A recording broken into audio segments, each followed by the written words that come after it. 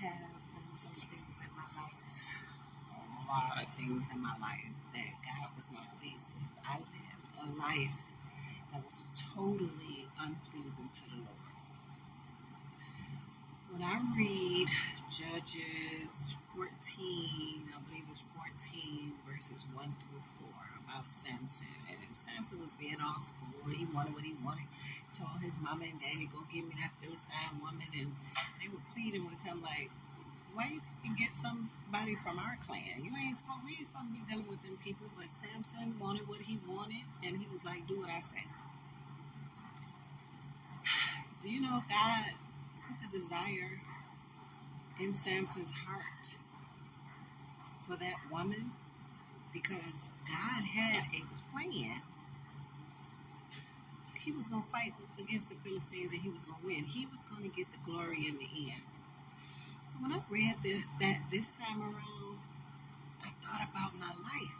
I thought about how I lived and how I did. I lived a way, though my heart inside, I knew that I wanted to live for the Lord. But you looking at me, you couldn't tell because I was doing everything I was supposed to be doing. I read that. I look at my life today and I read that and I understand, even though, like, I'm not saying that God wants us to be out here doing no stuff, giving us a reason or an excuse to go out here and sin against the Lord. I'm not saying that at all. What I am saying is God is going to get the glory.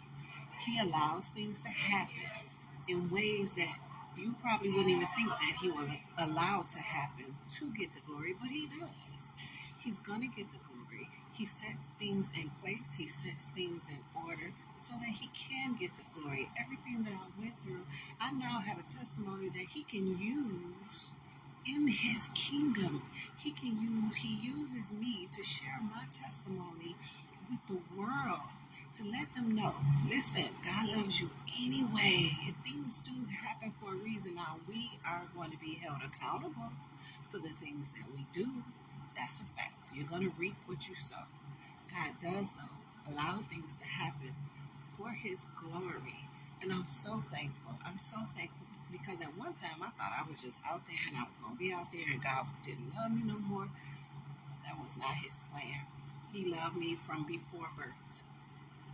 And he shows me, he allows me to see him and how much he loves me every day. Trust him. Be faithful. Love on him.